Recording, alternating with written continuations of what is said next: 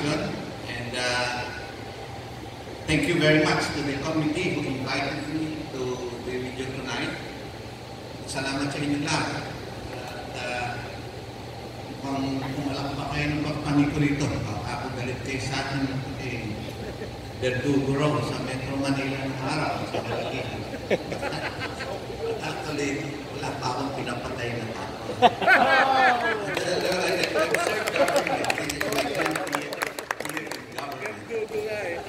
Wala man lang pinakulong ng isang tao. Wala akong pinakulong. Wala akong pinapatay. So, for that siguro, now you know me better. Or a better life than being Verdugo. But actually, my work with government, this is my 20th year. I would say I was out for 5 years. So basically, I am with government for half of my 50-year working life. 50 years after mo, ako pinakamatanda rin na graduate of 67. Bagong-bagong petong yung promodus na ito. So, I'm at work for 50 years. Hanggang ngayon, trabaho pa ako. Full time. And most of all, my load in Congress, now I'm beginning to learn more of the workings in Congress. First time as congressman. So, medyo nag-aaral-aral ako, but getting to learn fast. Hopefully, I get back to win this next election again for congressman. Mas marunong na ako siguro, I can bring more benefit. Now,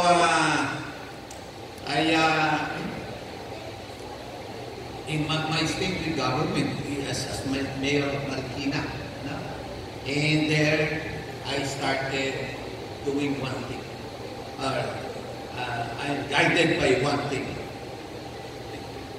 Ewan ko kung narinig nyo na, but ako lang yata nagsasabi dito sa bayan nito.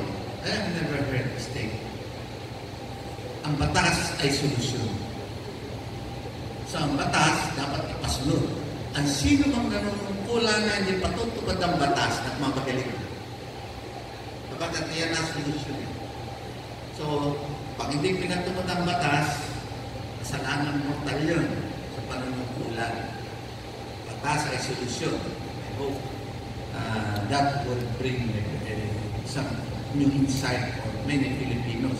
Kasi ang batas sa Pilipino, parang hindi Hindi alam kung ano. Tala natin simple restriction.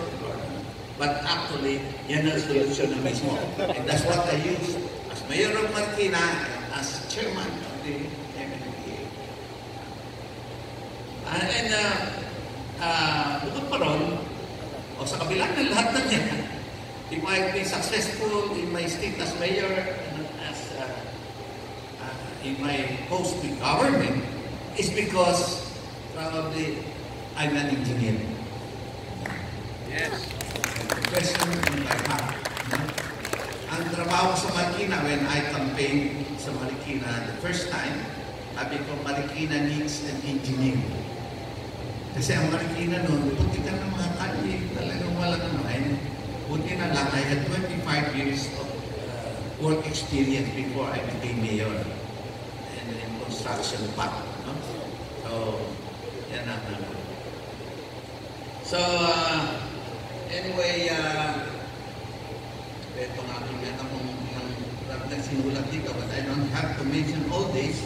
If you want to know more of what I've been doing recently and in the past, what I have done, you can open on YouTube. Then ako sa YouTube, no? Bayani Fernando TV. You will see mga audio visuals, no? Mga advocacies in the past. And you can open yung Facebook, Bayani Fernando, yung official account. And if you still have time, open yung most recent, yung Road Users Congress. Road Users Congress. Buksan ninyo sa Facebook. Makikita nyo ron. Because right now, I'm drafting a bill to put order, put some sense on our roadways, more sense on our roadways. Because I had the opportunity to be on the road from days as mayor and 8 years with MMD, being on the road, no? So I've learned so many things. I've become street smart. And I know probably with that good opportunity, I should bring back what I have learned and all these years, ilagay ko sa batas na yan. Itong batas na ito, I invited all the lawyers of all the departments of government involved in roads. From the Department of Public Works, Department of Transportation, MMDA, lahat ng mga ahensya sa roads, and other mga professional groups to actually consolidate, yung lahat ng batas natin. Nung araw pa hanggang ngayon, tingnan natin. Kasi naging magulo-magulo. Mukhang ang nangyari sa atin ay na nakita nyo, our roads, I've been asked, ano magaling sa traffic sa Metro Manila? Isa lang masabi ko. Clear the roads and leave it to waste. Leave the rest to waste. Alam niyo yung waste is exact to the meaning. Exact to the meaning. Alam niya basta pararaanin. As long as the roads are open, you get to your destination faster. Kaya all my life, all my 8 years with MMDA, I was trying to clear the road. And road means the sidewalks and the travel way. I demolished all the structures and all these things. But some things hindi complete. Because until now, people have appropriated the travel ways for parking. The government, in time of the past administration, had a program of widening the roads, one lane on each side all over, from Apari to Hulog. It's a big undertaking of the past Secretary of Public Works Singson. No? Pero tignan nyo ngayon, napakagandang parking, ginawa ng mga tao. Now, this law that I'm crafting now, eventually, or I think the main thing that may come out, parang ito ang pinakano niyan, I will prohibit, that law will prohibit parking on any road. Parking. Kesyo subdivision road, kesyo national road, kung ano man road that, as long as it's a road, no parking. So if you're planning to buy another car, now, think about it. If you don't have a garage to park your car, wag na muna kayo bumili. That law will come as well. Wala na, papawal natin. And then for our own good, we have to do it. Kasi ngayon, government cannot afford to put signage all over all the roads. Lagyan mo ng no parking. At pagka ayaw ng tao, gusto niya mag-park, aalisin lang niya yung no parking sign. Diba? So, sa ngayon, parang, every road, pwede ka mag-park, except where there is no parking. Balik na rin natin. Mangyayari ngayon. No parking. If there's anything na malalagay, ano yun? Sagrado yun. No parking. Hindi ka na pwedeng sabihin mo, you can only stop to pick up passengers or unload goods for a few minutes, but you cannot park. You cannot leave your car. Yan ang salient But that is covered by, we have to do a lot of research. So I have to invite all the lawyers because it's a question of rights that people might invoke. And we might find it, we might find ourselves in court to defend yung yan. But I hope it will amount to something great. The other thing that I'm doing in Congress, as chairman, vice chair of the transport, I'm a member of the Metro Manila Development Committee in Congress. So I've called on several meetings all the utility companies here in Metro Manila. I'm questioning bakit ang pangit ng mga kali natin all over Metro Manila. Hindi lang ngayon, the whole country. naglambing din ng mga kable, and you can find, minsan 7 poste sa isang lugar. Meron ng globe, meron ng signal, meron lang sila. And there is Meralco. Okay? So, yan ang aking tinitignan ngayon. How we can force these utilities to keep our roadways neat. You know?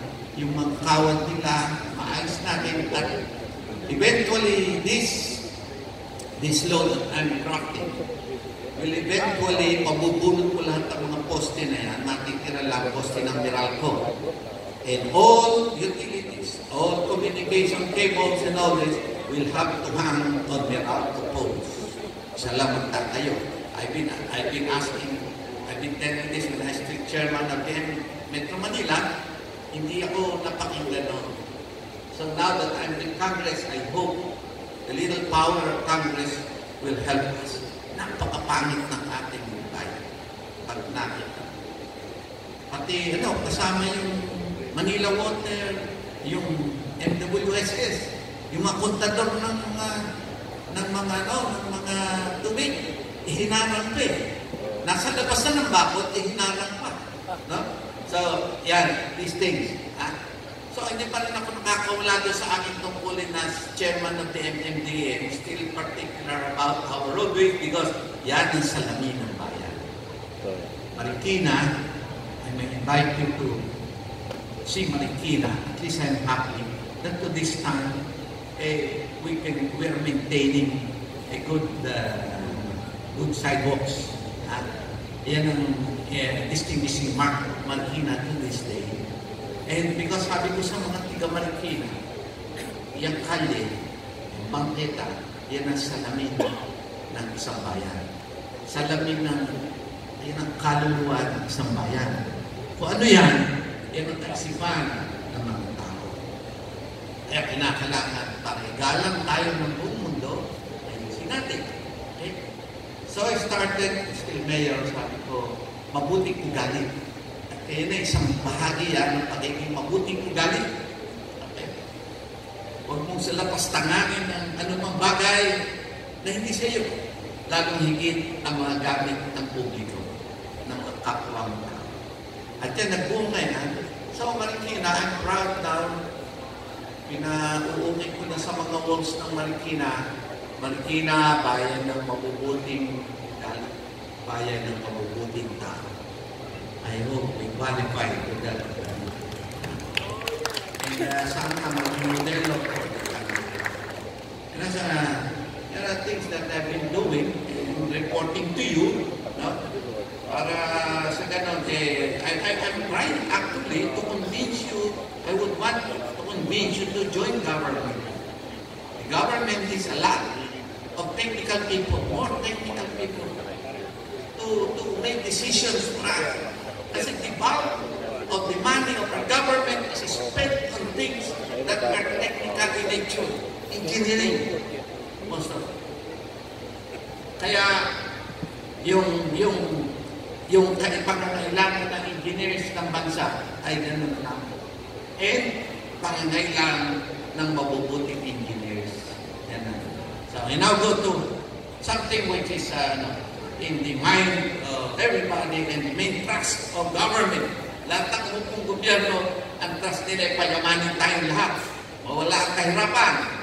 Pero bakit hanggang ngayon, marami pang mahirap. And I come now to my advocacy on productivity. Kaya mahirap ang Pilipino. We are so unproductive. We are, in my estimate, we are 20 times more unproductive than the Koreans. 20 times. Maabot ng 30. That's why ang sweldo ng mga Koreano, 20 times more than the equivalent yung parehong Filipino skill. 20 times. And productivity is really actually the measure of wage, the measure of you're paid for what you deliver. Ang Pilipino, ang measure of productivity, pawis. Pag pinapawisan siya, huwag mo sa babangutin, wala kang ginagawa. Sasabihin, babalik ka na, galit na siya, pawis na nga ako. Ang sukatan niya ng productivity, pawis. Hindi yung ang ginagawa. Ganyan. I'm doing this based on my 50 years of working with people. From the small shop that I started 50 years ago to this day, managing shops, factories, I can see na gano'n ang tingin. At ang sama. And with that, hindi tayo yaman because government also is failing to address the problem on that basis, on that cause of it. And that, we are unproductive for one, because we have no sense of what good service is. Yung sinasabi ng mga Rotarians, he profits most who serves best. Wala tayo nun. Iba yung konsepto natin ng servisyo. Tagal na. Hinawarning na ako. Tatapusin ko na. So, yan ang isa na na we have to really change